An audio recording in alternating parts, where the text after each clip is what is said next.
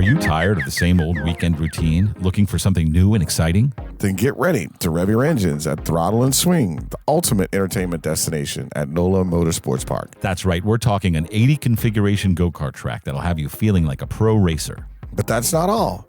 We've also got a brand new 18-hole mini golf course and a state-of-the-art arcade. Delicious craft pizza kitchen and a full bar. Think unique cocktails, gourmet coffee, and the perfect place to refuel after all the fun. Plus, relax in our outdoor lawn area with the playground, live music stage, a huge television for watch parties, and free Wi-Fi too.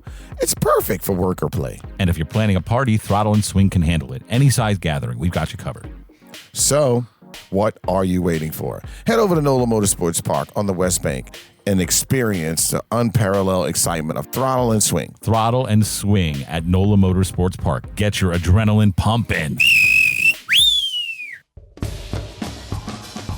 Chocolate lovers rejoice. Scandalous Chocolates has arrived in New York with 4 sensational new varieties. That's right. They aren't just chocolates. They're an experience. Premium edibles crafted with the finest ingredients, blending sweet and savory sophistication. We're talking 20 milligrams premium chocolate lips, sleekly packaged, perfect for on-the-go indulgence. Nuts, fruits, caramel, it's an affair you can take anywhere. At just $10, it's an affordable luxury. Fair trade, single origin, gluten-free, and vegan. Find Scandalous Chocolates at quality dispensaries like Travel Agency in Gotham. Scandalous Chocolates. When you're in New York, awaken your senses and delight your palate. The affair you could take anywhere. Scandalous.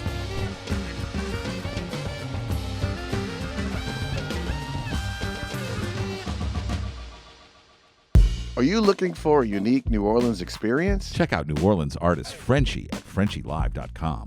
Featuring original artworks, prints, and more. See it all at www.frenchielive.com. Live event bookings are available. The gallery is open by appointment only. And for private showings or parties, email info@frenchielive.com. Experience the art. Experience the artist. Frenchie Gallery. www.frenchielive.com.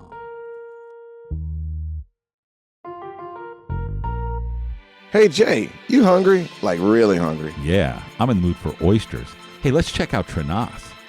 Oysters? I love oysters. Trenas features a wide variety of local oysters. Char, grilled, baked, and on the half shell, even the famous oyster log. Oyster log? I heard about that. You get 6 each of their signature baked oysters, plus 6 fried, all on a cypress slab? 42 oysters. We are going to love it. Trenas is located in the Hotel Intercontinental, 444 St. Charles Avenue, right on the parade route. Sweet. When can we go? 7 days a week for lunch and dinner, plus a mimosa brunch on weekends, and happy hour daily from 3 to 6. Happy hour? Nah, you're talking my language. Great drinks, great wine list. An award-winning chef, Matthew Farmer, leads a team serving the best seafood in New Orleans. Trenas. Trenas. Got it. Let's go.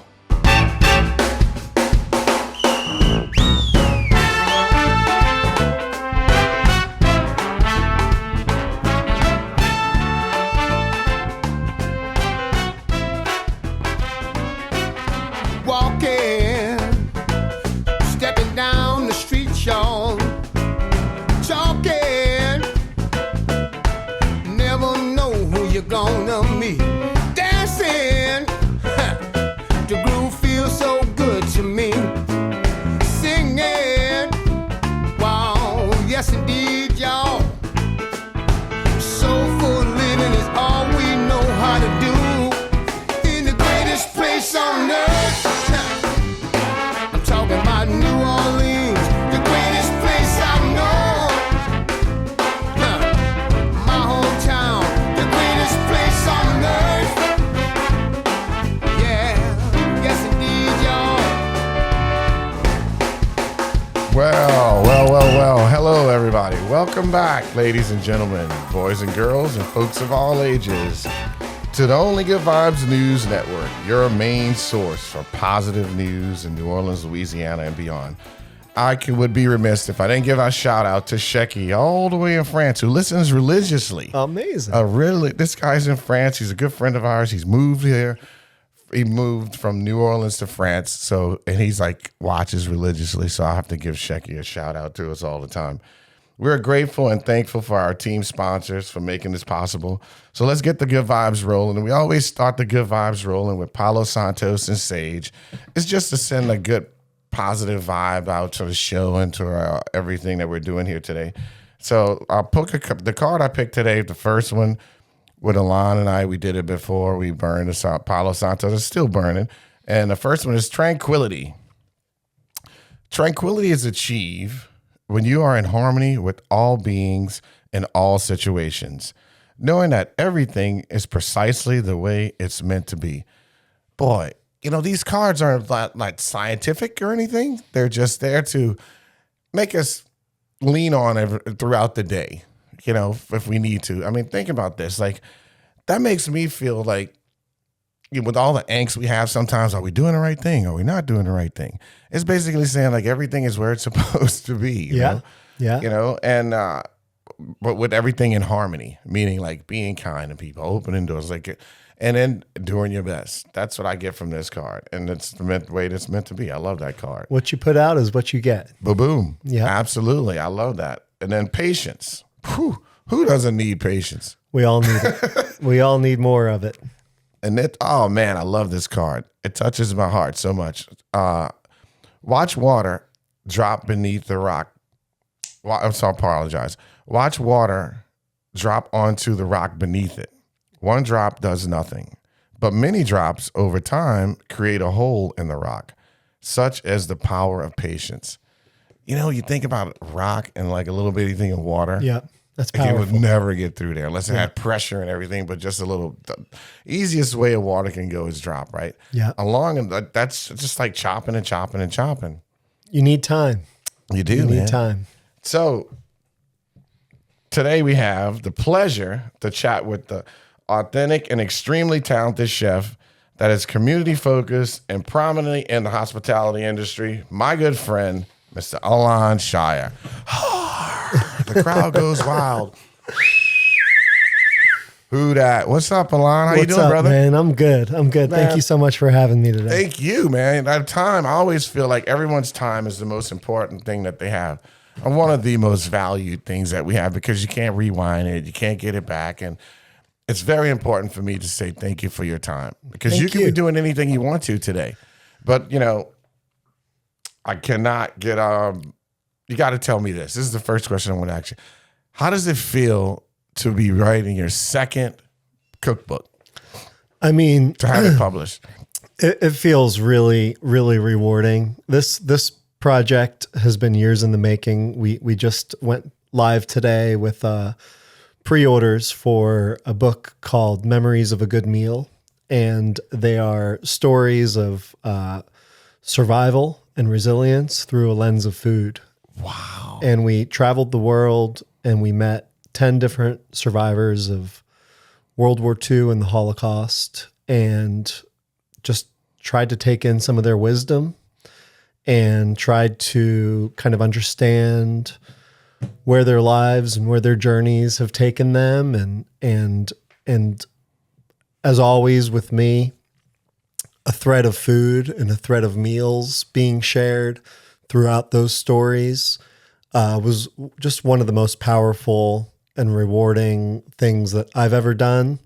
I feel that as we are losing that generation, we have just such a limited time of spending moments with them, spending time with them at a table, eating together, sharing stories, understanding really where the world was then in the 1930s and 40s and where the world is now. And, through a meal, I hope we can share that wisdom and we can pass it off to the next generation, and people can make better decisions and they could make the right decisions for our futures. And that's what this book is all about. It's about cooking together, gathering together, understanding history, like real history, straight from the source, and not being kind of inundated with this algorithm of information that we that we get these days, but truly spending time with one story and understanding the cause and the effect of that story. And that to me, is I think just one of the greatest gifts that we can give our next generation is a look into what people's lives were like and how fragile the world is. And I'm really excited about this book. I think it touches everything from Japanese incarceration camps in Manzanar, California, where Japanese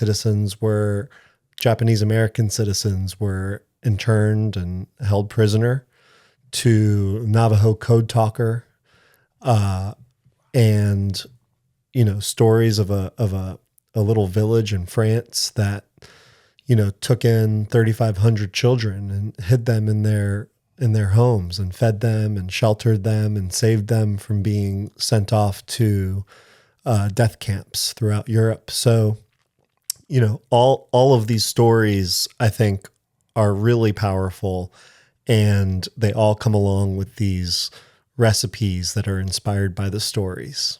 Man, so much to unpack there. I mean, just first of all, how can folks go and get a pre-order? Do you have a website that they can go to? Or? Yeah, the link in my Instagram bio will take you to pre-orders. Cool. Through. I'm going to be going straight there as soon as I please get done please with do. this. Yeah, the Harvest is who we're publishing with, and the link directs you to their site, and there's several different options for pre-order there. And aging, like the first words that come to my mind when you were explaining the book was organic, thoughtful, and just educational. Yep.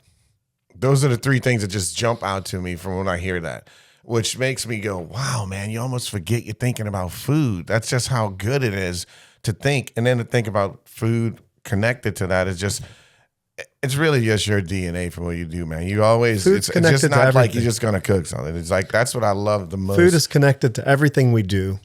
And I feel like it's such a great vehicle for getting to know somebody, for learning, and for understanding people's cultures and backgrounds. And like you had said before, using that information to put good out to the rest of the world. And that's everything I try to do. I don't look at chicken as just dinner time. That's clear. That's exactly what I I'm look saying. at it as an opportunity, and everything I do, I try to see opportunity for positivity through a lens of food. And I'm telling you, doing a heck of a job too, man. And I go out and get the books, guy. I'm telling you, you will not be disappointed. With all these exciting things happening, what part of your work feels the most meaningful to you? I think the most meaningful thing for me is helping people, is providing someone with a pathway that maybe they didn't recognize they had. I had that help when I was younger. I had people that shepherded me through the storm. And, I'm an immigrant to America. I came here not speaking English, in a new country. And, I depended on people to grab me by the arm and show me the way. And that happened many, many times throughout my life. And it still happens today. And I think that if I can provide someone, if I can, hold someone's hand through a moment where they need guidance, and I can return that favor that was given to me so many times. If I can do that, I feel like I'm being just personally rewarded, and I feel that I'm using my time wisely. You're doing it, man. And I'm telling you, like, this interview couldn't go any better with just the first words out of your mouth. Like, for me, like, I feel like, holy cows. Like you always, as an interviewer, and I'm very new. You doing a always great feel job. like you want to hear something that people are going to be meaningful and it's going to touch them, and you can just make them change their thoughts about anything in a certain way. Just give a person another, giving them humility, empathy, and compassion, like putting yourself in their spot and looking at everything in a 360 view. And that's exactly what you do with all this stuff. But what motivates you to continue investing in New Orleans beyond restaurants, like your foundations and fundraisers and things that you have? I just love this city. I've been here for 24 years. I, have just fallen in love with New Orleans, with the culture here, with the diversity, with the artistic backbone that it has, music and food, and so I just try to soak it all up, and do my part to be a good part of the community. You can find me at Second Lines on Broad Street. You can you can find me at Galatoire's on a Friday afternoon. I know yes, sir. We've seen each other there. You can find me at a Saints game. Yes. You can find me just eating a po' boy on the bayou and out fishing on my kayak out of Hopedale or Port Sulphur. I think that New Orleans has such energy and flavor, and it's filled with such beautiful, beautiful people that appreciate that energy and that flavor. And that, I feel, is who I am. I grew up in Philadelphia, and I lived in Philly, I lived in New York, I lived in Las Vegas and St. Louis, and I never really found my home until I came here to New Orleans.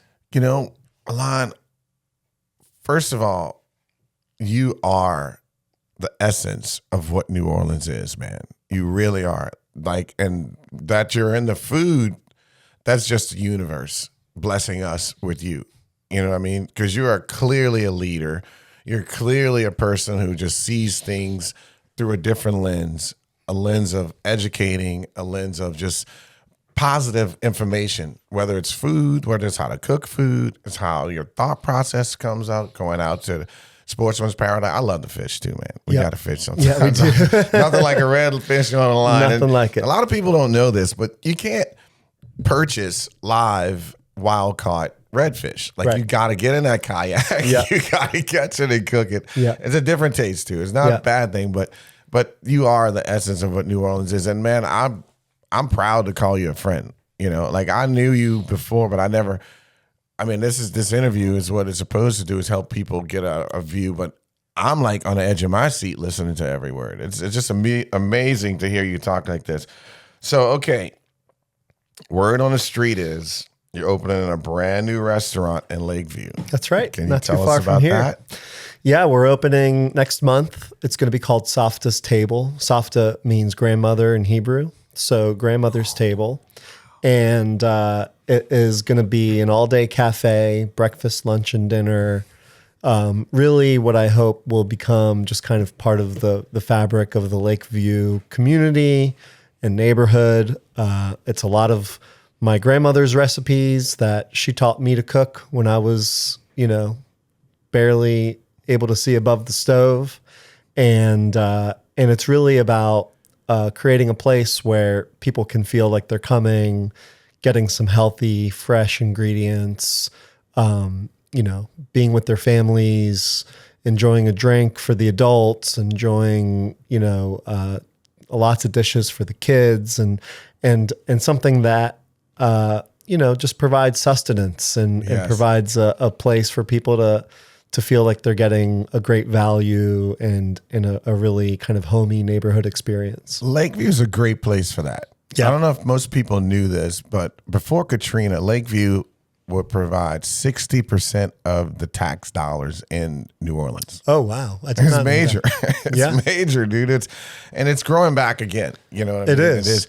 And to have a restaurant like yours in there, man, or have any one of your restaurants anywhere, is not only a blessing as a New Orleanian, 6 generations deep. I've seen a lot of food, seen a lot of restaurants, and most of them, to me, I feel like, and when I'm speaking, I'm only speaking from through my eyes and how I feel. It's very important for me not to generalize, because I think when we generalize, we kind of put people on a defense. Mm-hmm. So I think folks will relax a little more if I say through my eyes. Mm-hmm.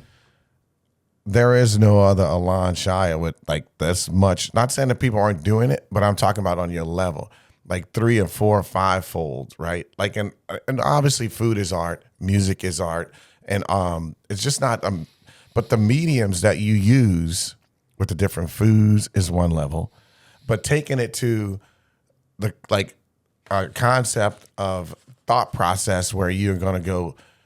You're like a person, like your grandmother taught you these things, and thinking about like all the things that come with food on those levels.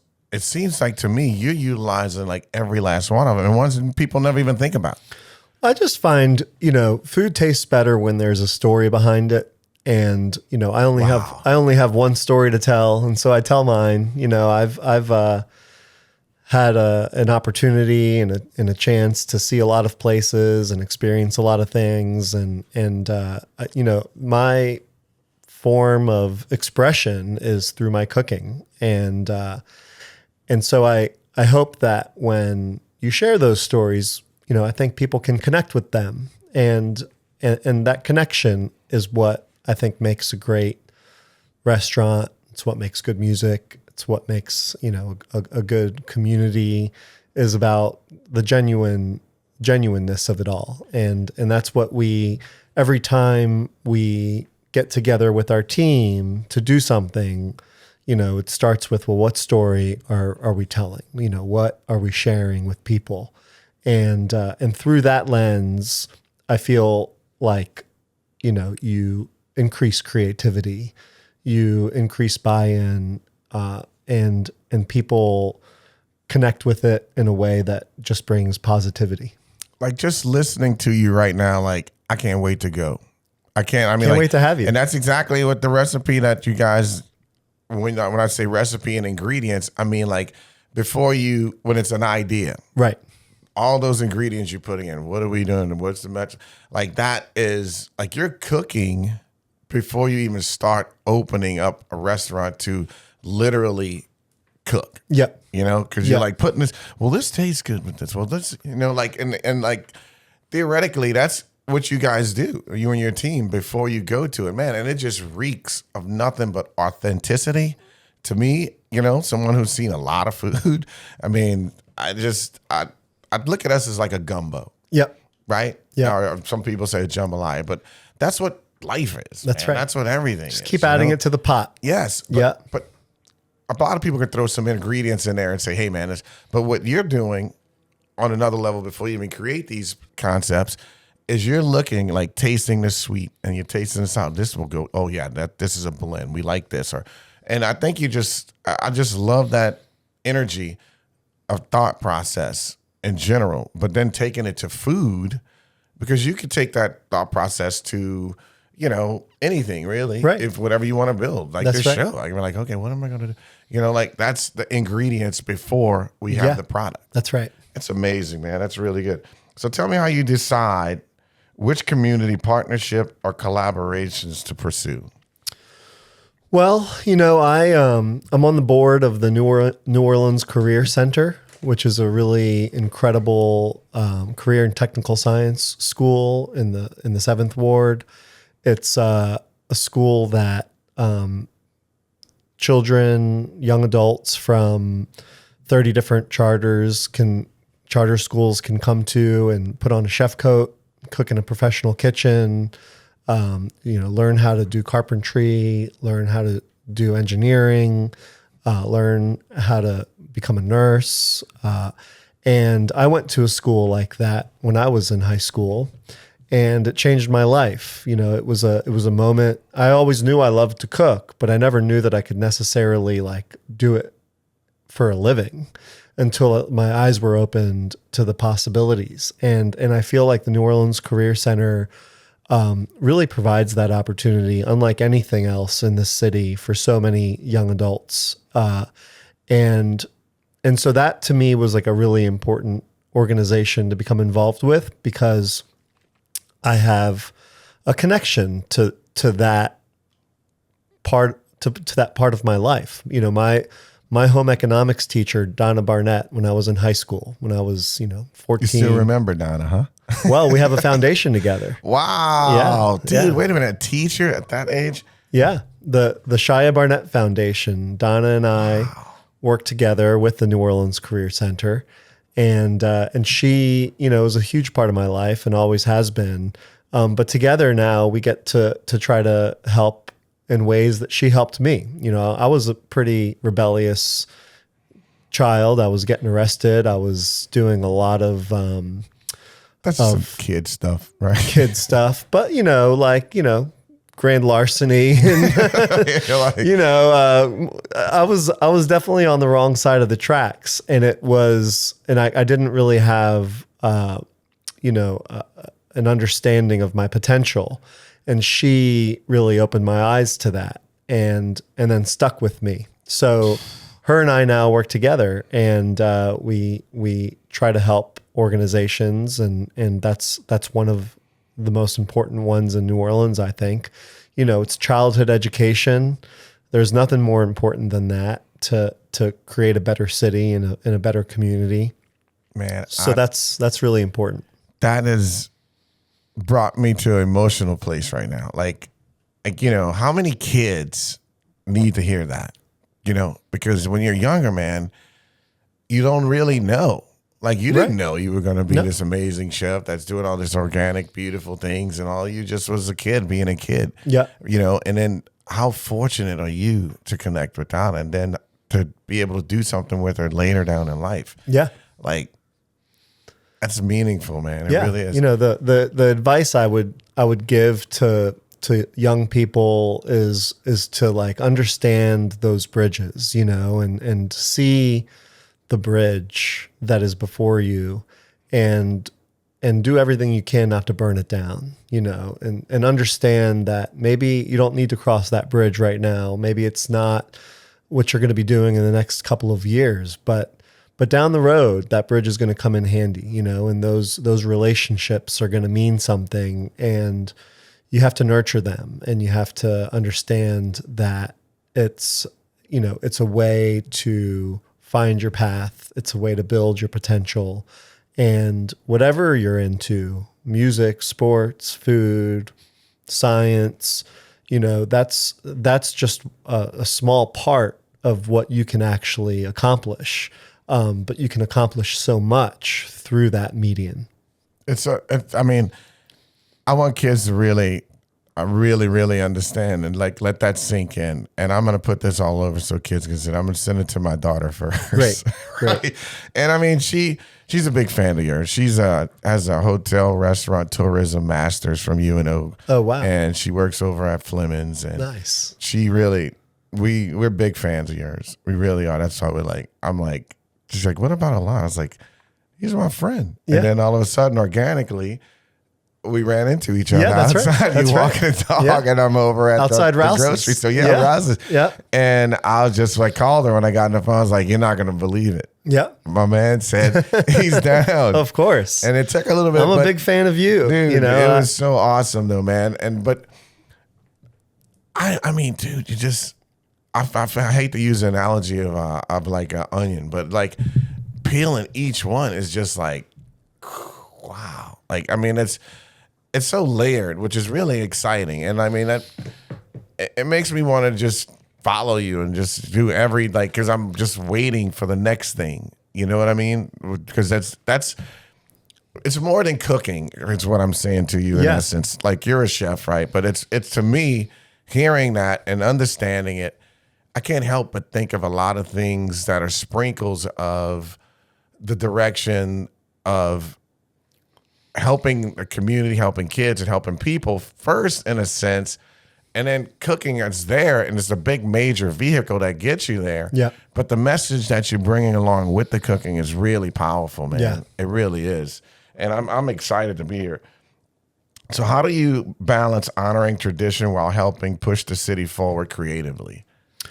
well, I think I think tradition is the future, and I think that I love the tradition of New Orleans. I love a big bowl of gumbo on the first cold day. I love dressing up to go to the racetrack on Thanksgiving and watching the horses run. You know, I love going to eat oysters at Pascal Manali's and driving out to Mosca's to, you know, dig into a bowl of spaghetti bordelaise and That's worth the oysters, drive. Mosca's. It is. And you know, that it's become part of my tradition. And I think it's really about appreciating the past and what the beauty of the past has to offer. And I think New Orleans does that like nowhere else. And so I think that you have to see the beauty in that. You have to embrace that. It helps keep everything stronger when we know where we've come from, you know. And when I say we, I've only been here for 24 years, but it is you know, those 24 years, that's my history. You know, that's a quarter of a century, and for me, that I've built these traditions, and now, you know, my daughter, she's going to be 5 in April. You know, she knows what king cake is, and she knows what a beignet is, and she, you know, she says y'all, you know, and it's and I when I see those things, I love it, because I feel like she's going to be bringing that tradition forward, you know, and that's incredible to see. One of the things I was going to say when you were talking, man, I was going to say, are you sure you weren't born in Charity Hospital? I was like, 'cause I'm like, this dude is a New Orleans as it gets, dude. I feel like one. You like, in my opinion, my analogy is like, you're like a sponge, and you have absorbed like all the essence of who we are and what we are. And when you squeeze it out, it's your fingerprint, your DNA on everything around, almost like a matrix.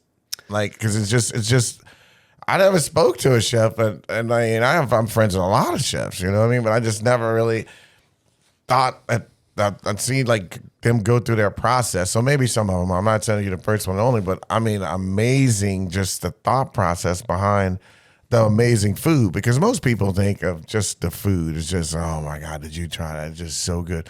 But I think your conceptual ideas and the way that you organically put them together, like ingredients for a dish before you even go through the concept, is amazing. And it's quintessential New Orleans, man. And you know, I've been a huge fan. Now I'm a gigantic fan, right? And what do you think the importance of building a good menu around sourcing locally? Well, you know, we have such great natural resources here in Louisiana. It's like, why wouldn't you want to, you know, embrace that, the shrimp, the crab, all the beautiful vegetables that we have growing here. I feel like it's a way to exercise my craft in a way that builds stronger community. You know, when you put that money back into the community, I go to the Crescent City Farmers Market every Sunday with my family. And that, to me, it's like, there's no better community than the farmers that show up to sell their goods at the market. They work hard. They're out there in the cold and the heat and the rain. And you know, when you have a delicious redfish, a delicious shrimp, when you have, you know, the incredible okra coming out of the ground. That's my favorite food. Oh, I love okra. I hate to interrupt, but dude, okra is so good. My favorite food. Some people don't like okra, but you can continue. I apologize. I had to say No, that's good. You know, it's again telling a story, right? And it's showing people what we're all about. And I think through sourcing locally, through supporting that community, you're peeling those layers back, like you were saying. You're not just saying, here's a vegetable, here's okra. You're saying, like, it's summer. Okra is one of the only things kind of growing right now that can withstand this heat. here's all the different ways you can use it. You know, you can make a gumbo without a roux and only okra, and and that's in some parts of Louisiana, that's the tradition. And I think knowing the complexity of that all and understanding the history and doing the research behind it all opens you up to to understanding that this isn't a simple thing, that this is something that's complex. And when it's complex, it's rich and it's interesting, and you never learn it all. You just kind of continue building that education. And the more you do, I think the richer you are. I 100% agree with that. And I mean, man, I'm stunned, man. I'm stunned by just the beauty of your relation with your life, with your truth, and with your food, and with your community. And it just reeks of just sunshine and authenticity. It really does. And I love it, man. What kind of role do restaurants play in strengthening the Louisiana food community? Well, restaurants are economic. Yeah. I mean, restaurants are, hospitality is our number one industry here in New Orleans. We all depend on it. And restaurants are community gathering places. I was here through Katrina, and I saw what restaurants meant. I was 25 years old at the time. And so it really opened my eyes to the importance of what a restaurant can provide. I was standing outside of Willie Mae's Scotch House right after Katrina while, there were still dead animals in the street. And while all the destruction was still ripe throughout the city. And I was cooking for members of the Southern Foodways Alliance, a group of Southerners, of authors, chefs, food historians who came to, rebuild that restaurant themselves, and rip out all the flooded drywall and take everything out and bring it back down to the studs and begin hammering and nailing the place back together. And I would spend, the day out there cooking for them who were rebuilding it. And Willie Mae and I would be outside the restaurant. I'd bring her a bottle of Manischewitz wine. Yeah. That was her favorite wine. Yeah. That's awesome. And I think through her and people like Leah Chase, who also was a dear friend of mine. Leah. God, she's a sweet lady. Wow. I think they taught me what food and what restaurants can really do, I feel that. Yeah. I mean, I know that may sound crazy to you, but I feel their energy, their presence, their vibe. I feel that from you. And that's why I feel like I was like, man, this guy was born in Charity Hospital. Charity Hospital is like, I was born in Charity. It's almost like you wear it on a sleeve, right? You know, it's not there anymore. That's a big thing too. But those people are cornerstones, and you are too, man. You really are. I'm not even kidding you. Like, I don't have to say this, but I'm gonna say it because we need exactly the breath of fresh air, what you are. Really, it is, because you. I guess just saying, it's just such a great way that you stay in your lane, but you bring every other lane together and meet in one. You know what I mean? Like, a lot of times when people want to do something, they might hop over here in this lane and kind of and be who. But I love the authenticity of you being who you are and using the tools that you have. You know what I mean? Like, it's a really refreshing thing. Yeah. Well, first of all, I'm not comfortable with all of these compliments, so you gotta ease off on them.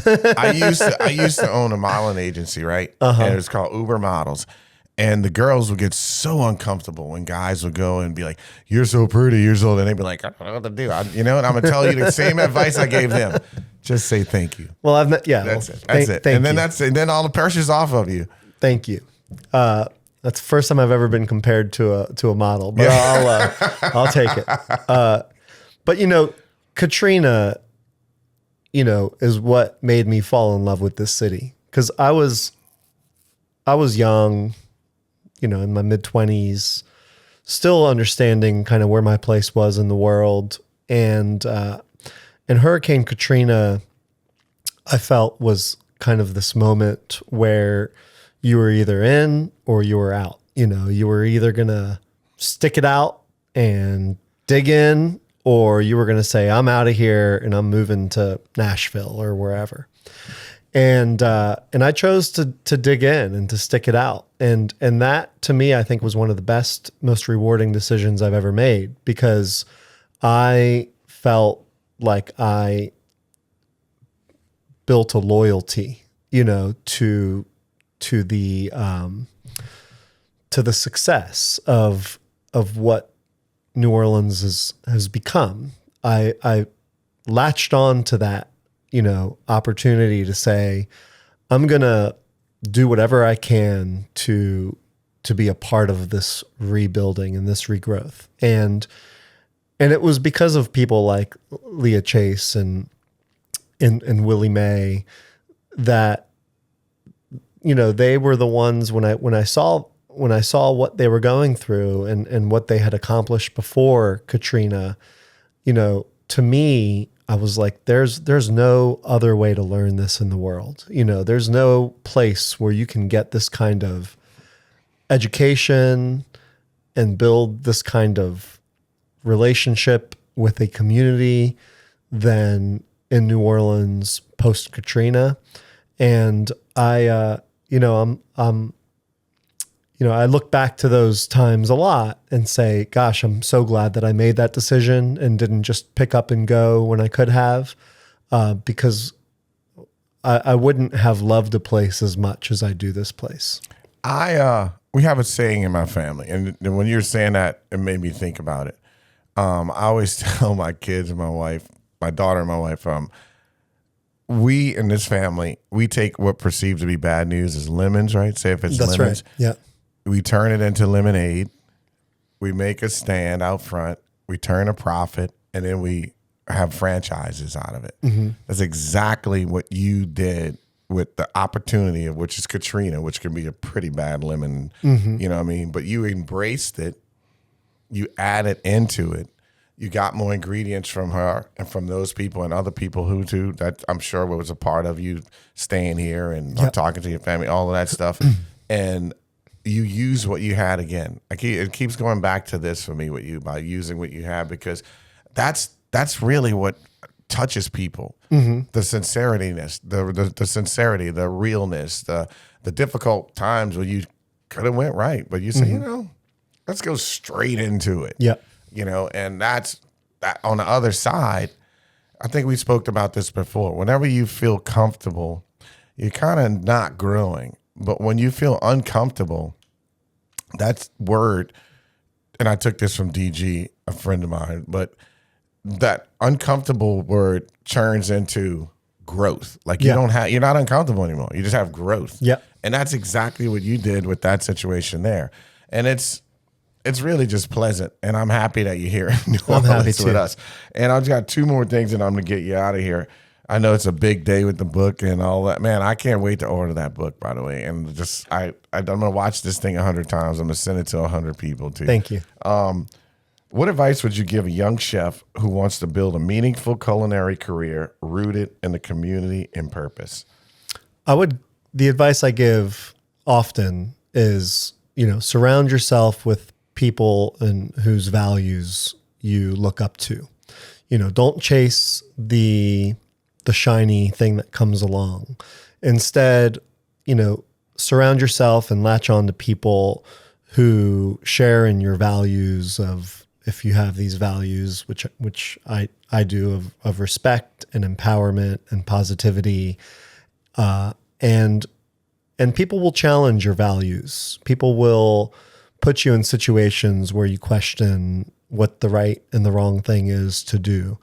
And I think that,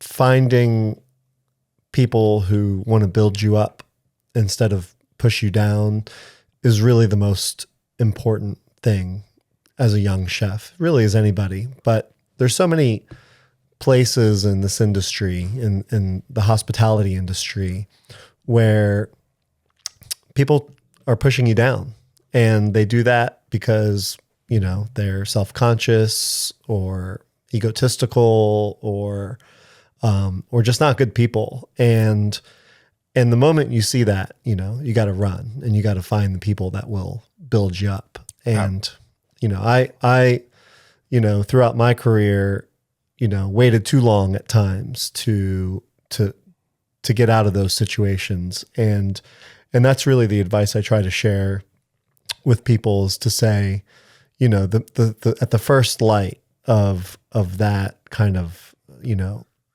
negativity, find the light, and find your place in which you feel, not that you're learning how to cook the best food or the most beautiful restaurant, but instead the people that make you a better person. Find those people and stick with them. And listen, kids, that's not just for restaurateurs. That is for every person. I'm sitting there, man, and that's like just right in my heart. Like I needed to hear that. Honestly, I really did. I really needed to hear that. I didn't expect that answer, but that's exactly where it is. And so we're gonna get you out here on some rapid fire questions, some of the easier ones. I suck at these, but let's try it. No, you don't, man. You're great at it. What's your favorite local ingredient to cook with? I'm gonna say blue crab. Okay, that's awesome. What's your favorite protein to cook with?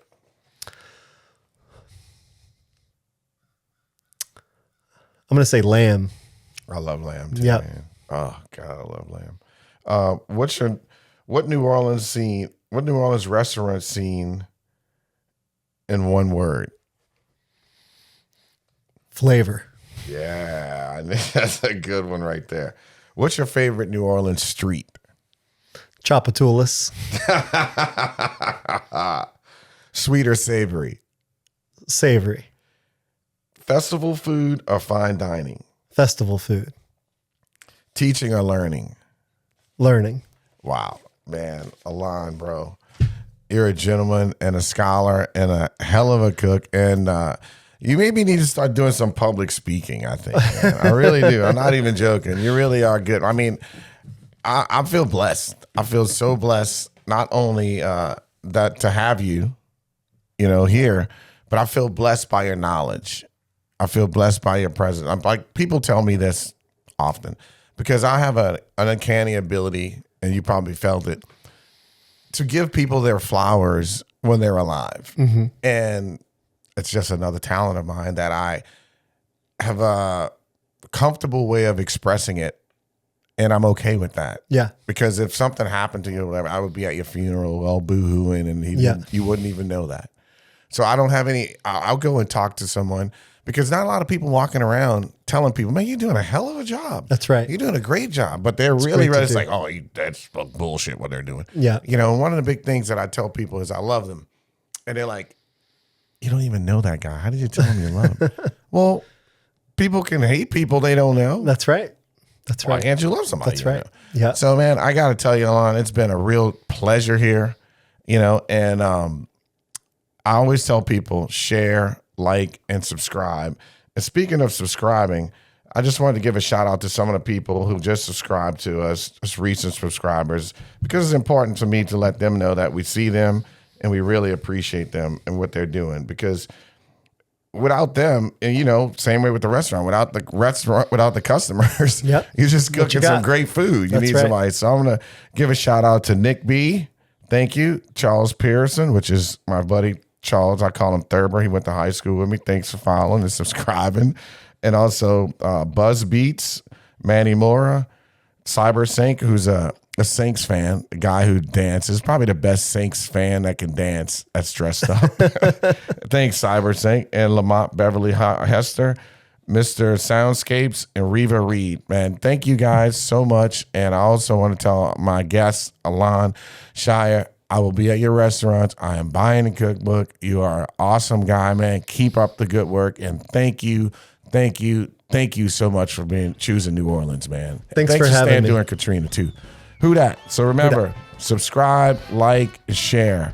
and get out there and get Alon's book. Do everything that this man has because he is the real deal. Who that? Walking, stepping down the street, y'all. Talking, never know who you're gonna meet. Dancing, the groove feels so good to me. Singing, wow, yes indeed, y'all.